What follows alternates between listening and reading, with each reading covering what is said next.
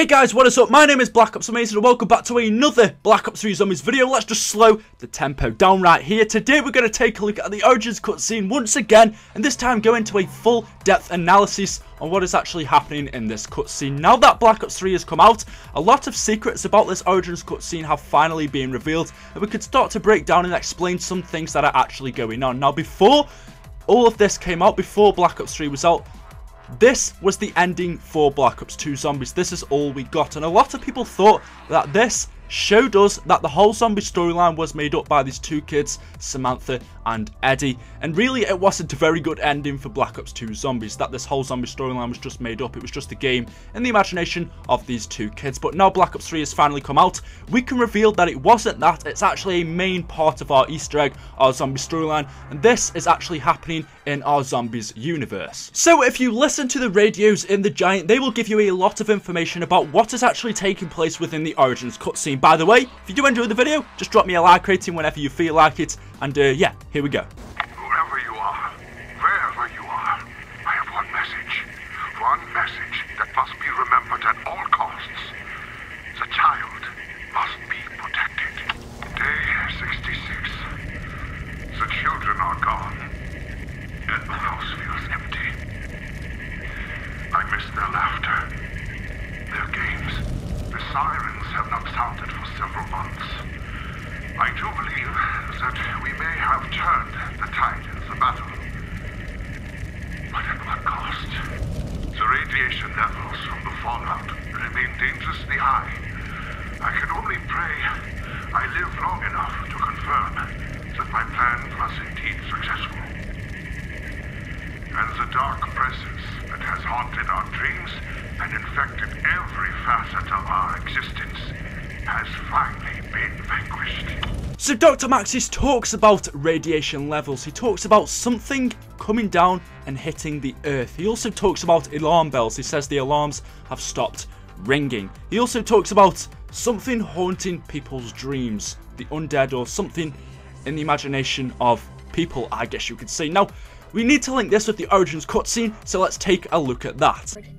They knew that Samantha would keep them safe. Forever.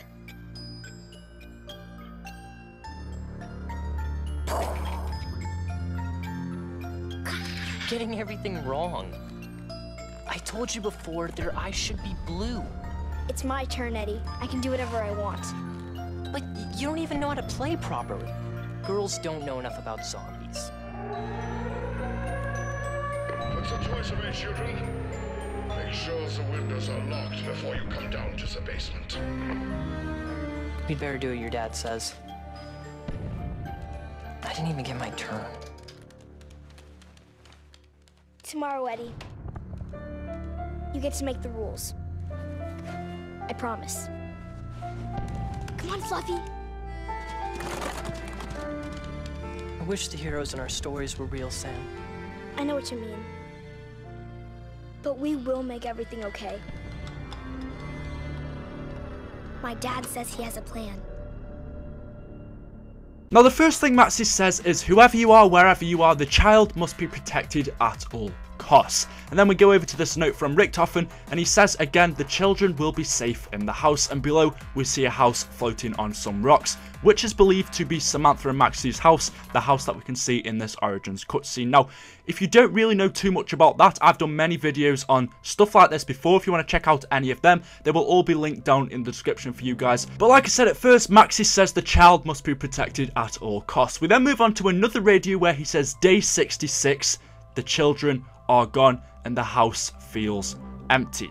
So the children have left this Origins house, the house we can see in the cutscene. Samantha and Eddie are no longer here, but it would seem from how how Maxis is talking that he is still in this house. Now notice in the Origins cutscene, he tells them to come down to the basement, so possibly could it be that Maxis is down here in the basement, but notice we have never actually seen Maxis. Maxis has only ever spoke to us through a gramophone or through the rift, or we've never actually seen Maxis physically. So as far as we know, Maxis was never in this house. He was talking to these children through a gramophone, through a speaker, a microphone, through the rift, Maxis could have never actually been in this house. Just because he was telling them to go down to the basement doesn't mean he was in this house. We've only ever heard him speaking through a gramophone. As far as we know, Maxis isn't even alive. Dr. Maxis then says the sirens haven't sounded for several months, and he believes they may have turned the tide with the battle, but at what cost? Now notice in the Origins cutscene,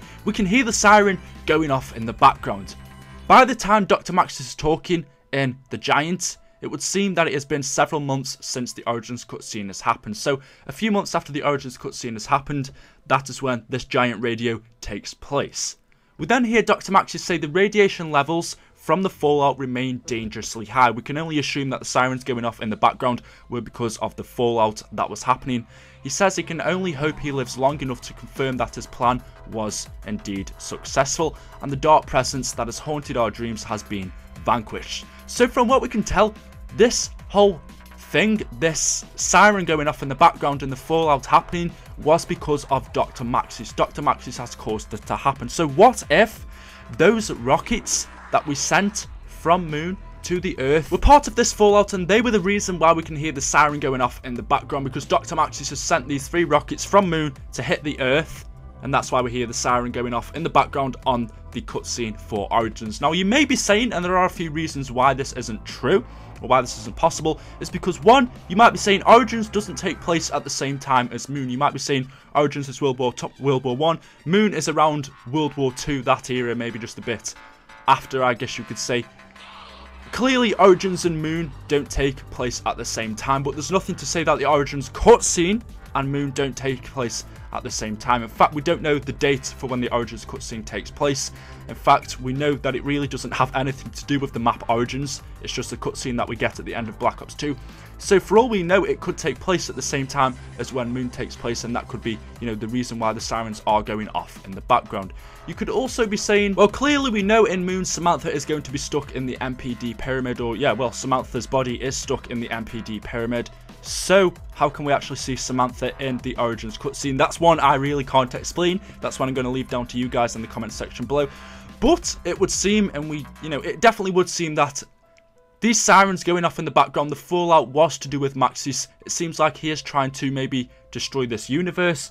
That's why he told them to come down to the basement, because he clearly knows something is going on. Whatever's happening here, this is to do with Maxis. Let me know what you think it is down in the comments section below. But he then says he hopes that this can all finally get rid of the dark presence that has haunted our dreams and has been vanquished. Now, this dark presence could be the Shadow Man. We know that the Shadow Man and other, things to do with Cthulhu, the Cthulhu mythos, have been talking to people in their heads and have been haunting people's dreams, especially Takeo. Takeo in the Giant actually talks to Richtofen about this house. He talks to Richtofen about Samantha's house. He says he can see it in his dreams. He sees these 2 children in this house in his dreams. He also talks about someone talking to him, which could very well be the Shadow Man and the Cthulhu mythos. We know that it's been coming into the universe. It came into the Shadows of Evil universe through the summoning key, and we know now that Richtofen has the summoning key. Richtofen used to be this bad and evil character. Suddenly now, in the Giant, he's turned good.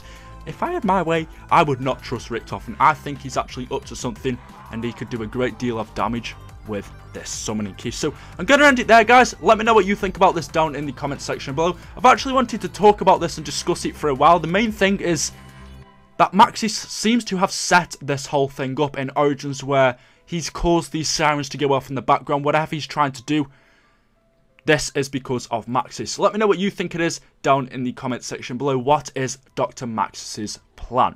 Thank you very much for watching the video, guys. Hopefully you have enjoyed. Drop a like rating if you have. That would be greatly appreciated. Subscribe to this channel if you want to see some more videos on me. I'm going to have to go now. I've just hit my finger. I'm a fan. I always wave my arms around. I have no idea why. Thanks for watching, guys. And I'll see you in another video. Peace out.